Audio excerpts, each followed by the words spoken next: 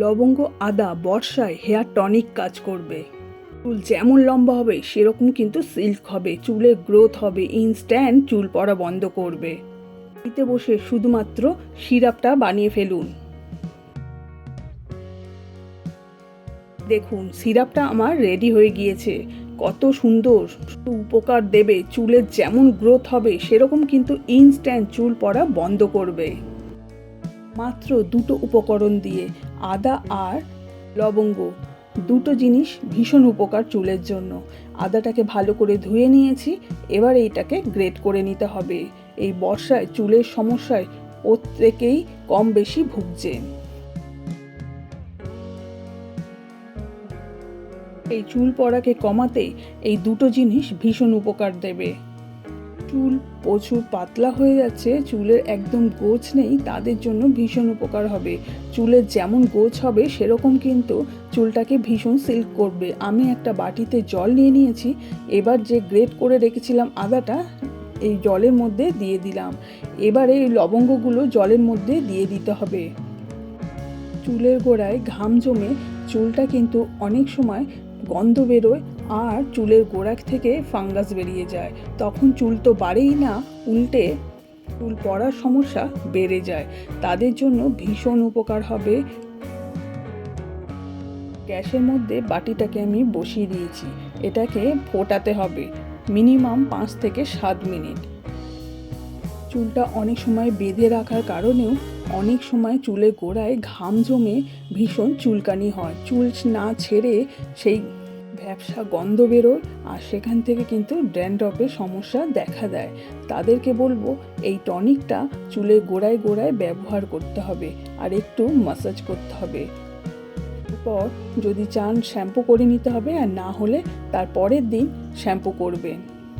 2 থেকে 3 বার মাখার পর খুব সহজেই দেখবেন চুল পড়া বন্ধ হয়ে যাচ্ছে আর চুলের কিন্তু গ্রোথ হচ্ছে, ছোট ছোট চুল বেরোবে আর জট পড়া চুল খুব সিল্ক হবে।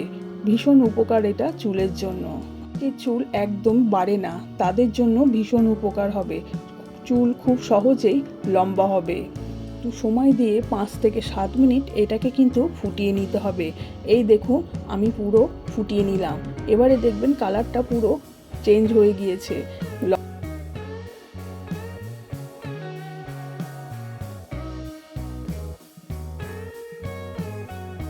এটা তুলোই করে চুলের গোড়ায় গোড়ায় দিতে হবে, দিয়ে চুলটাকে খুব ভালো করে আঁচড়ে নিতে হবে।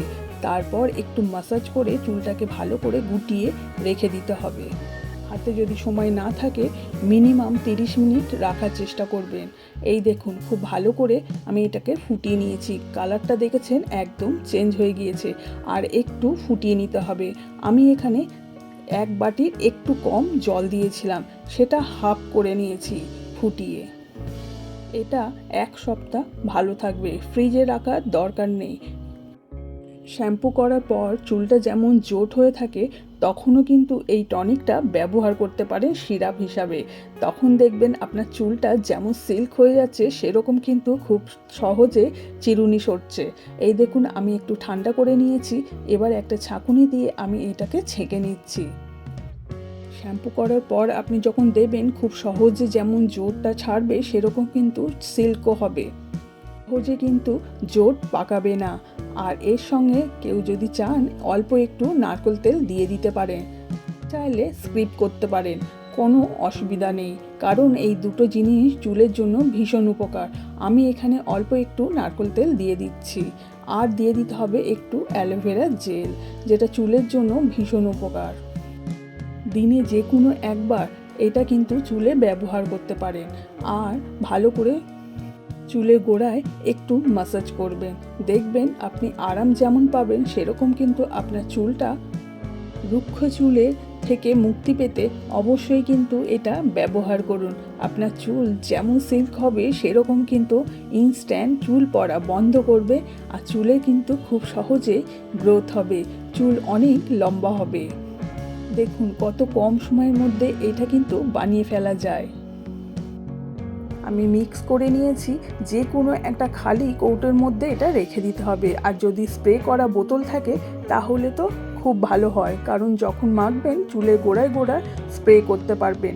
খুব সহজেই তাহলে লাগানো যাবে। যখনই দেখবেন তখন একটু চুলের গোড়ায় স্প্রে করে নিতে হবে।